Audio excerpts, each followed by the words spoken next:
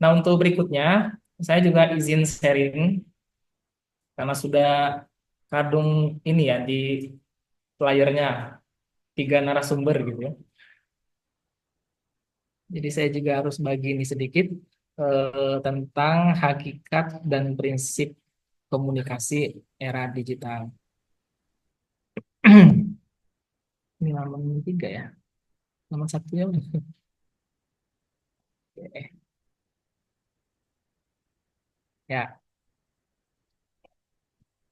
Bapak Mohaimin, Bu Putri, dan Bu Chantri, dan Bu Eras, saya izin sharing sedikit ini ya.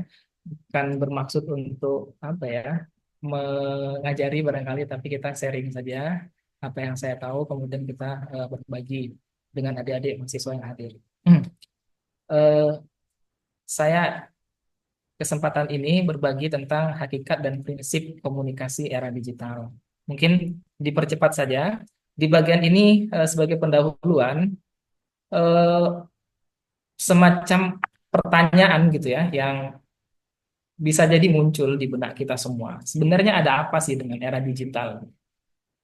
Di mana akhir-akhir ini kalau kita perhatikan hampir di banyak tempat ya kan, di forum apapun gitu, kemudian di banyak artikel itu membicarakan tentang era digital.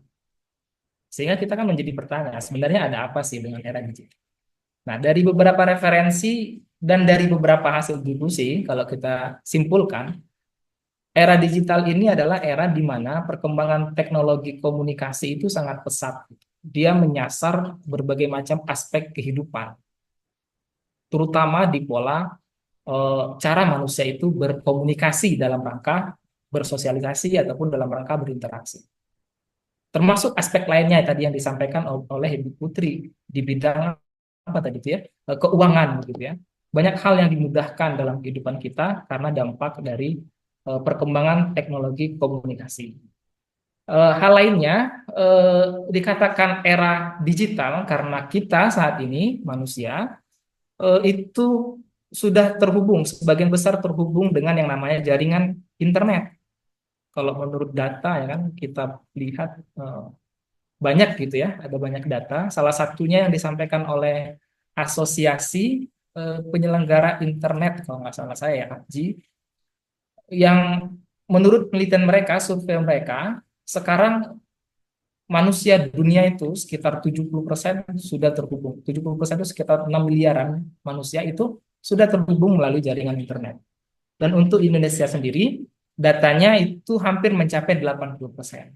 Nah, eh, internet, perkembangan teknologi komunikasi dan apa ya, digitalisasi akhirnya menjadi keharusan gitu. Menjadi bagian yang tidak terpisahkan dari kehidupan kita saat ini. Nah, ini nanti sejalan dengan teori perkembangan teknologi komunikasi tentang determinasi perkembangan teknologi komunikasi yang mengatakan sekuat apapun kita menghindar menjauh dari teknologi dengan teknologi, maka sekuat itu juga teknologi itu akan menerpa menyasar kita. Makanya sampai sekarang mungkin ya tidak ada kita yang tidak bersentuhan dengan yang namanya teknologi. Yang ketiga, tadi yang pertama perkembangan teknologi yang sangat pesat, kemudian dikatakan era digital karena kita sekarang terhubung melalui jaringan internet. Kemudian yang ketiga, karena adanya jaringan internet yang sangat luas, itu membuat banyak teknologi yang saling berkolaborasi gitu, saling eh, apa ya, bekerja sama. Akhirnya terciptalah apa yang kita sebut dengan big data itu. Dari big data itu nanti barulah muncul itu teknologi yang lebih canggih lagi kan. Salah satunya tadi yang Ibu Putri bagikan ke kita yaitu tentang AI. Ada apa? IoT ya namanya. Ada apa lagi itu? Ada robotika dan banyak gitu. Teknologi-teknologi canggih terkini yang itu adalah dampak dari kolaborasi teknologi komunikasi. Nah, lalu apakah itu sesuatu yang positif atau perlu diwaspadai era digital itu? Ya, kalau dari pemaparan narasumber tadi ya kan, termasuk mungkin yang saya bagikan ini, tentu saja eh, perkembangan atau setiap era itu punya dua sisi gitu ya. Ada sisi positifnya, ada sisi yang tetap harus diwaspadai. Lalu bagaimana dengan eh, komunikasi digitalnya sendiri? Nah, era perkembangan teknologi komunikasi atau era digitalisasi sekarang ini, yang paling dominan itu kan terjadi pada unsur medianya. Kalau dalam komunikasi itu kan ada unsur komunikator, kemudian apa pesan, seperti kita pelajari ya, salurannya atau medianya, komunikan dan efek. Nah, era perkembangan teknologi komunikasi itu, yang paling dominan itu dia menyasar medianya. Medianya berkembang, muncullah istilah media baru sekarang. Nah, dengan media berkembang itu memberi pengaruh ke unsur yang lainnya. Kalau dulu zaman saya kan, zaman apa ya, Bu Eras ya, tuan mana kita. Zaman kami dulu itu zaman TV misalkan, zaman media cetak, media elektronik, belum digitalisasi. Jadi media itu dominan satu arah mempengaruhi khalayak penontonnya. Apa yang kita tonton, maka itulah yang akan menjadi eh, pedoman atau bahan cerita kita hari-hari, cara bergaya, cara berpakaian kita hari-hari. Jadi komunikatornya satu arah gitu. Komunikannya itu ketergantungan dengan satu sumber itu saja gitu. Sementara kalau era digital sekarang eh, komunikatornya bervariasi sehingga kemudian komunikan itu memiliki banyak referensi, ya kan? Ada yang senang dengan apa istilah anak-anak sekarang tuh K-pop gitu kan, lalu mukanya jadi Korea-Korea gitu kan, pakaiannya jadi Korea-Korea. Ada yang senang dengan ya macam-macam lah idolanya masing-masing gitu ya. Lalu kemudian si komunikannya punya referensi untuk meniru cara berpakaiannya, cara berperilaku. Jadi lebih dinamis begitu. Nah, sehingga di sini di era perkembangan teknologi komunikasi ini, komunikasi digital itu menjadi perlu gitu agar kita bisa memilah atau mengidentifikasi mana hal yang positif yang bisa kita ambil, yang bisa kita jadikan pedoman dalam kehidupan kita sehari-hari, termasuk untuk pengembangan kompetensi diri, dan mana hal yang perlu diwaspadai. Karena bagaimanapun, yang tadi juga sudah di-sharing oleh Bu Putri dan Pak Muhaimin, dampak dari era teknologi komunikasi itu juga ada sisi negatifnya, gitu yang perlu kita waspadai. AI itu positif, kalau digunakan untuk referensi atau untuk hal-hal yang tujukan yang untuk apa ya eh, konsep-konsep yang positif, tapi juga bisa menjadi masalah gitu kan kalau itu dipakai atau digunakan untuk hal-hal yang kurang tepat. Ada banyak masalah pencurian data termasuk apa ya eh, masalah apa tadi itu transaksi keuangan yang bermasalah gitu ya karena dampak dari era perkembangan teknologi komunikasi dari sisi yang positifnya.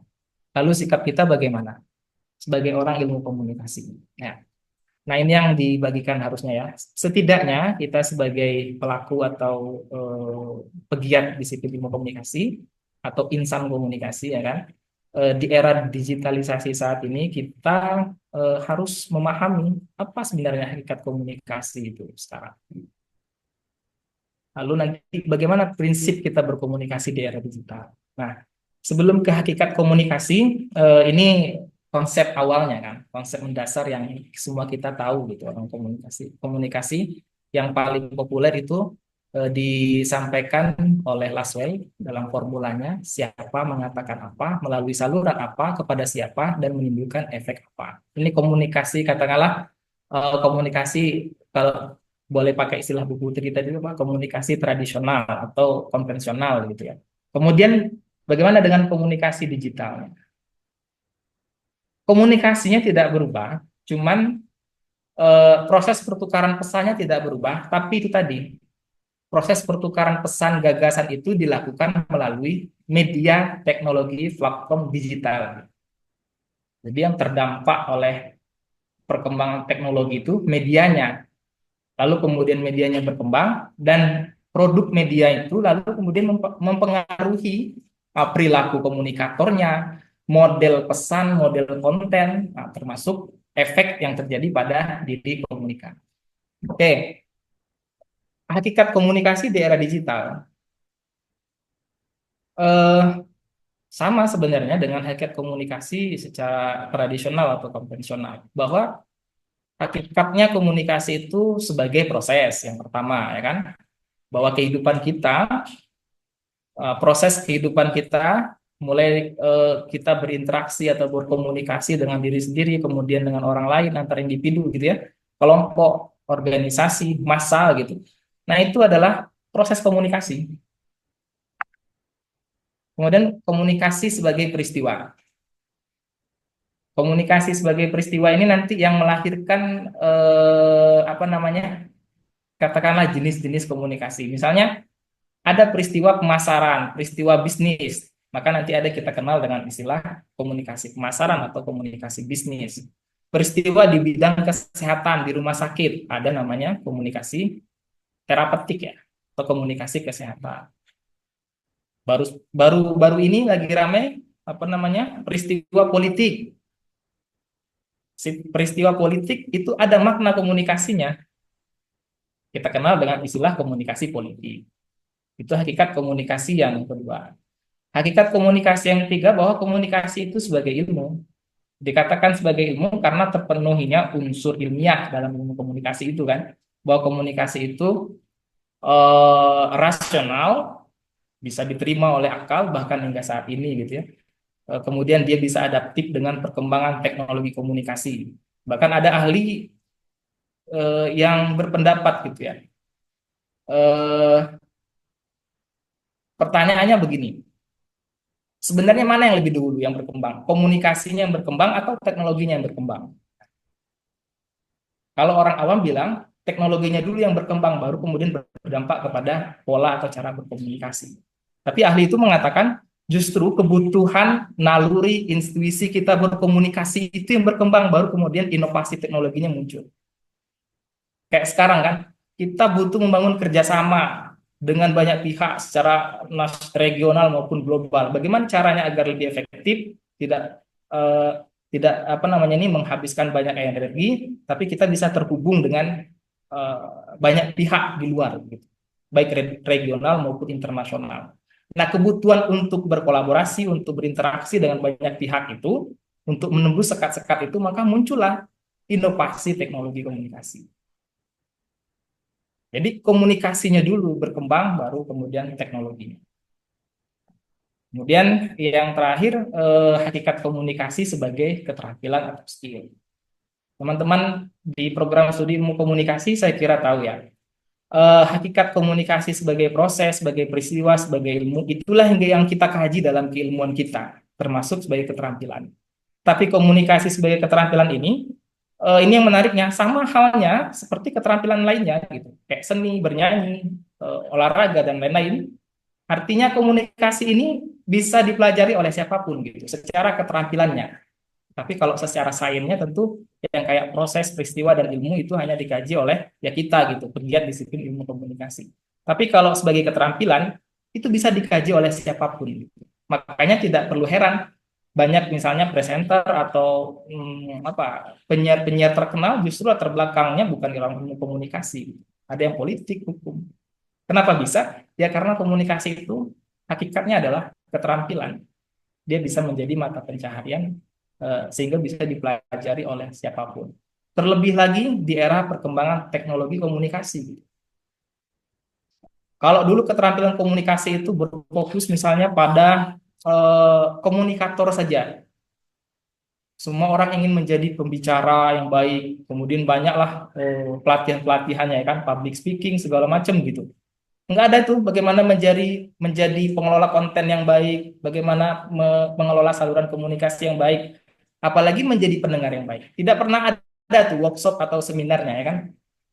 Tapi kalau menjadi pembicara yang baik, komunikator yang baik, nah itu banyak itu, bahkan sampai berbayar ya kan.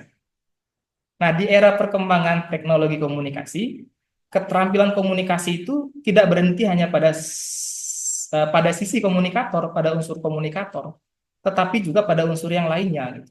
Keterampilan mengolah pesan. Jadi sederhananya beginilah. Kalau dulu orang masuk komunikasi ingin belajar belajar bagaimana menjadi pembicara yang baik, menyalurkan bakat dia sebagai komunikator, public speaker, tapi sekarang tidak hanya sebatas itu, justru lebih luas.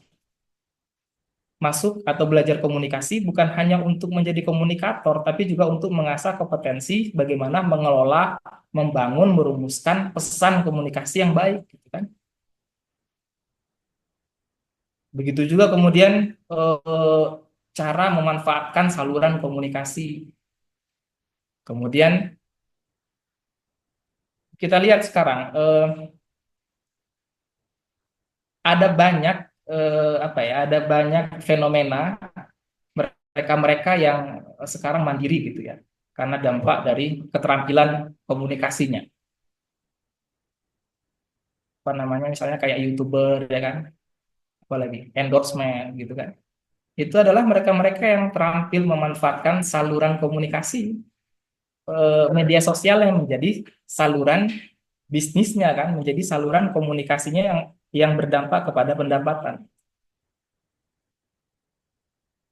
Jadi tidak melulu harus menjadi komunikator gitu. Jadi memanfaatkan pengelolaan saluran komunikasi dan membangun konten-konten pesan komunikasi yang baik itu juga bisa menjadi atau berdampak kepada pendapatan kita gitu lah, kira-kira begitu. Nah, itu hakikat komunikasi di era digital ya. Terus karakter komunikasinya bagaimana? Nah, karakter komunikasi di era digital ya sama ya tadi, interaktivitas, di mana komunikasi digital itu memungkinkan interaksi langsung antara pengirim dan penerima pesan, real time, kemudian aksesibilitasnya global, tidak terbatas ruang dan waktu gitu ya, bisa menyasar orang di seluruh dunia. Misalnya postingan kita itu bisa dibaca oleh siapapun gitu, kalau diakses publik misalnya kan. Kemudian penyimpanan dan rekam jejak. Komunikasi di era digital ini bisa apa ya? Jejak digitalnya bisa dilacak begitu ya. Maka kita eh, seringkali kadang-kadang melihat ya berita gitu ya, ketika ada satu kasus langsung dilacak ini akun siapa segala macam. Kemarin rame gitu ya, yang menyasar wakil presiden kita pun Fufu apa itu gitu kan. Sehingga ya pelajarannya untuk kita yang pengguna atau yang aktif di dunia media sosial harus waspada begitu, karena rekam postingan Anda itu tersimpan dan bisa dilacak. Kemudian karakteristik komunikasi di era digital itu ya keterbukaan dan transparansi. Kita kalau bikin postingan, membuat atau berita begitu itu harus bisa dipertanggungjawabkan, harus transparansi, harus terbuka sumbernya dari mana, dan jangan sampai eh, kita mengklaim misalnya ya apa ya, kayak kayak di dunia dosen itu kan kayak penelitian lah kira-kira begitu. Kita harus membuat kutipan dalam pekerjaan karya ilmiah kita itu. Tidak bisa kita klaim bahwa itu tulisan kita misalnya. Karena kalau nanti kena similarity, kemudian penulis yang bersangkutannya itu mempersoalkan itu sehingga menjadi masalah. Oke, ya hakikat komunikasi di era digital, kemudian kita lihat apa perubahan yang terjadi pada komunikasi di era digital. Kita analisis berdasarkan unsur komunikasinya. Misalnya komunikator. Di era konvensional atau tradisional, kita sebut saja begitu, komunikator itu sumber utama. Misalnya dosen, guru gitu ya. TV itu, berita, koran, radio itu sumber utama bagi komunikator untuk mendapatkan eh, stimulus atau preferensi bagi komunikator untuk menyampaikan pesan. Tapi di era digital, oh ya, sebelumnya yang bagian atas ini yang hijau ini saya sebut ini konvensional, yang merahnya yang digital ya, yang bawah. Di era digital komunikator itu bukan sumber utama, karena komunikator itu bisa berkolaboratif. Kita lihat sekarang banyak konten-konten kreator itu mereka berkolaborasi. Menjadi komunikatornya itu memerankan peran sebagai komunikatornya itu mereka berkolaborasi dengan banyak pihak, justru bukan berkompetisi. Kemudian di unsur pesan, Kalau di konvensional itu pesan itu relatif informatif, gitu. Kecenderungannya hanya berita gitu ya, memberitahu. Tapi di era digital bentuknya lebih kompleks, berupa teks, berupa audio, visual yang isinya berbagai macam informasi unlimited, gitu. Termasuk dibarengi dengan teknologi yang canggih gitu, seperti hadirnya emoticon. Pesan marah disampaikan atau didampingi dengan emoticon marah misalnya, sehingga mempertegas pesannya. Jadi di era digital pesan itu lebih komunikatif. Kemudian pada unsur media dan saluran, kalau konvensional itu hanya dikenal cetak dan elektronik, TV gitu ya, radio. Kalau sekarang banyak sekali ya media digital berbasis internet itu, website, aplikasi, medsos aja ada berapa macam gitu. Nah, ini memungkinkan kita pengguna media menjadi kreatif gitu, memanfaatkan media tersebut gitu, sebagai saluran komunikasi. Yang unsur berikutnya komunikan. Konvensional komunikan itu pasif gitu. Tadi seperti yang saya sampaikan. Kalau dulu ya kita itu memang terdampak, terpapar oleh televisi itu. Kita tidak bisa bereaksi terhadap misalnya apa yang disampaikan oleh atau berita yang disampaikan oleh TV. Tapi kalau di era digital, komunikannya itu aktif. Kita eh, bisa bahkan menjadi sumber juga begitu ya. Kita bisa interaktif, kita bisa melakukan semacam reaksi. Apakah kita sependapat atau tidak sependapat dengan berita yang disampaikan. Dan komunikan di era digital ini dia kolaboratif. Misalnya ada eh, apa eh, yang terbaru yang viral-viral gitu loh. Jadi dia kolaboratif untuk memiralkan hal-hal yang menurut mereka perlu diviralkan. Rame-rame begitu ya. Kemudian pada aspek atau pada unsur efek komunikasi, kalau dulu konvensional efeknya itu dominannya hanya pada aspek kognitif. Secara psikologi komunikasi hanya sampai pada pengetahuan saja, gitu. Tidak sampai kepada aspek emosi, perilaku. Tetap ada efeknya tapi dominan kepada kognitif. Dan di era digital, efek dominannya ini tutupin, di aspek konatif ya atau perilaku gitu. Dan mereka eh, komunikannya itu punya pemikiran-pemikiran yang kritis karena efek dominannya itu langsung kepada perilaku gitu. Langsung diekspresikan, langsung diaktualisasikan. Kalau mereka tidak suka langsung tuh misalnya merespon di media sosialnya. Nah, teman-teman, kalau kita perhatikan ini ada yang saya kuningkan di apa namanya ini perubahan komunikasi di era digital pada komunikasi digitalnya yang merah. Itu ada yang kuning, kolaboratif, komunikatif, kreatif, dan berpikir kritis. Ternyata ini sejalan dengan apa yang disebut dengan 4C gitu. Kompetensi 4C, keterampilan abad 21 yang disosialisasikan oleh Kemendikbud sejak tahun 2017. Bahwa jika kita ingin eksis, bertahan, mampu menyesuaikan dengan perkembangan zaman di abad 21 ini, maka kita harus punya keterampilan 4C. C yang pertama adalah komunikasi. Jadi keterampilan komunikasi itu menjadi penting di abad 21. C yang kedua kita harus kreatif. Yang ketiga critical thinking, berpikir kritis. Dan yang keempat kita harus berkolaborasi, bukan berkompetisi. Seperti yang kita lakukan saat ini ya, berkolaborasi, kuliah tamu. Nah, ini keterampilan-keterampilan yang harus dimiliki oleh kita ya, terutama insan komunikasi. Bahkan Kemendikbud itu menaruh komunikasi itu di nomor pertama gitu. Baru kemudian punya kemampuan komunikasi, anaknya harus kreatif, harus punya berpikiran kritis gitu ya, inovatif dan mampu bekerja sama, berkolaborasi. Itu perubahan komunikasi yang terjadi. Ini sebenarnya yang berikutnya ini sama ya penjelasannya. Karena media yang digunakan, maka kemudian nanti itu menghasilkan atau menghadirkan generasi yang sesuai dengan medianya. Kalau dulu saya katakan tadi, medianya pasif, pesan itu satu arah, kemudian relatif pemirsanya itu terisolasi gitu. Terisolasi itu ya tersendiri gitu, tidak terkumpul gitu. Nah, itu generasi TV, generasi radio, generasi media cetak dan media elektronik.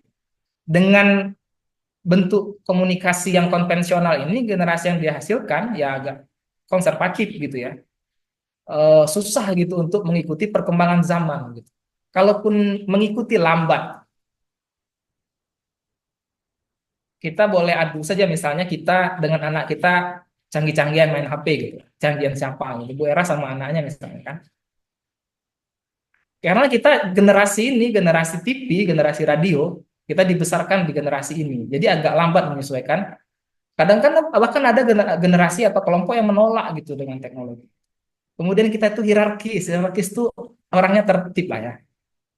Ada sekelompat-lompat. Nah, kalau sekarang ya kalau bahasa Inggris tuh untuk anak SMP ya tunggulah kita SMP belajar. Nah, sekarang enggak kan? Enggak kenal istilah berurutan gitu. Kemudian orang dulu itu tidak fleksibel, pakem gitu ya. Tunduk dengan norma aturan. Kemudian sentralistik. Nah, generasi yang sekarang era digital dia lebih ekspresif. Dia mencari jati dirinya sendiri karena banyak referensi, dia bisa mengakses berita sendiri, mengakses HP sendiri ya kan. Terus orangnya analitis, percaya diri, kreatif gitu. Dan mereka mampu menerima perbedaan karena banyak yang bisa dia lihat di platform media digital internet. Oke, saya percepat ya. Eh itu untuk yang hakikat komunikasi yang mempengaruhi perubahan komunikasi dari konvensional menuju digital. Kemudian prinsip komunikasi era digital. Ya prinsipnya kita mengedepankan keterbukaan, kemudian kecepatan informasi, kemudian mengedepankan sikap empati begitu. Penting memahami, merespon kebutuhan atau perasaan ketika kita menyampaikan postingan, membuat berita begitu ya. Penting untuk memperhatikan aspek empati terhadap dampak postingan kita itu. Kemudian prinsip komunikasi di era digital, kita harus adaptabilitas. Kita harus mampu beradaptasi dengan tren baru, perubahan baru, teknologi baru gitu ya. Sikap. Saya di sini mungkin kalau menganalisis diri sendiri, ya di sini agak susah kita mengadaptabilitas apa generasi sekarang gitu ya. Diajak foto biasanya payah kadang-kadang. Soalnya harus mengikuti tren mereka gitu. Susah. Nah, sehingga foto-foto kita ya yang kaku gitu kan. Ini yang terakhir. Lalu setelah kita mengetahui hakikat komunikasi sekarang di era digital, kemudian bagaimana kita berprinsip dalam komunikasi digital, ya karena kita akan menghadapi tantangan-tantangan berikut ini gitu ya. Bahwa di era digital ini juga sudah disampaikan sih oleh pemateri satu dan 2 tadi, di mana informasi itu overload. Terlalu banyak informasi yang menyebabkan kita itu bingung gitu.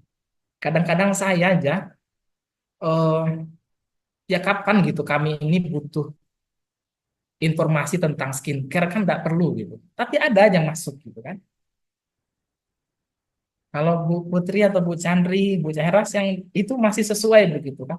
Kalau dulu kita butuh butuh informasi, kita akses beritanya, kita cari medianya kan. Kalau sekarang enggak, medianya tuh menerpa menyasar kita ya kan. Kita nggak butuh duit, dikasihnya untuk pinjaman kan dengan tenor sekian. Nah, jadi overload. Jadi hati-hati, waspada gitu ya terhadap informasi yang beredar gitu. Jangan sampai kita nanti menjadi korban informasi yang bohong, yang salah. Kemudian misinformasi rentan terjadi karena berita palsu tadi bersebaran di mana-mana juga, ya kan? Berita-berita yang tidak bertanggung jawab. Privasi dan keamanan, risiko kebocoran data sangat tinggi di era digitalisasi ini karena memang transparansi tadi itu. Kita harus membuka data kita ya kan, transparan sehingga orang semua bisa mengakses gitu. Saya eh, tidak perlu ketemu dengan Ibu sama katakanlah dengan Bu Putri begitu kan. Tapi kita bisa tahu datanya Bu Putri sekolah di mana, ya kan, segala macam gitu. Begitu juga sebaliknya. Sehingga privasi keamanan data perlu dijaga. Perubahan teknologi cepat sekali. Di era teknologi komunikasi ini ada ahli mengatakan teknologi itu berkembang setiap kita mengedipkan mata. saking pesatnya. Ini sejalan dengan teori kita ya, salah satu teori dalam komunikasi yang populer itu kan, teori determinasi perkembangan teknologi komunikasi, bahwa teknologi itu berkembang, teknologi komunikasi itu akan menyasar siapapun gitu. Kita tidak bisa menghindar dari itu. Nah, dari kesemuanya itu tentu etika digital perlu dikedepankan dalam berkomunikasi di dunia digital. Eh, Agar apa ya? eh, kita bisa memberi pengaruh yang positif ya pada efek komunikasi yang kita harapkan itu, ya kan? Baik pada efek kognitifnya, pengetahuannya yang positif, perasaannya yang positif, dan perilaku juga positif. Oke, baik itu mungkin dari saya ya, sedikit yang bisa disampaikan. Mudah-mudahan bermanfaat gitu, dan mohon maaf jika ada hal yang kurang, ada yang keliru, mungkin nanti bisa saling menambahkan. Baik, demikian dari saya. Terima kasih ya. Mungkin kita cukupkan. Kita lanjut dengan